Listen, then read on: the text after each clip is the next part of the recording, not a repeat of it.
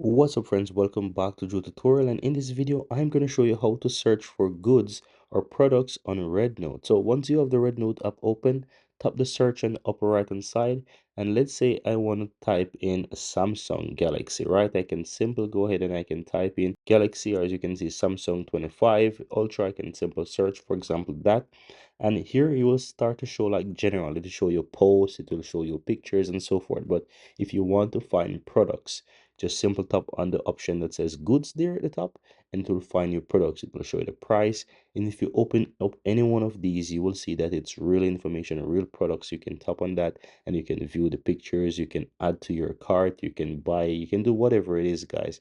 It's just like it. So you can simply add that.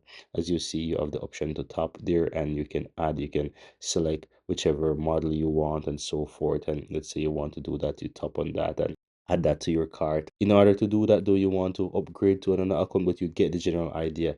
That's how you can do it. You can also view your cart afterwards, but as you said, it says function upgrade, it's not going to open. So you need to have an upgraded account to be able to do these things. But that's it. That's how you go ahead and search for products or goods on Rednote, guys.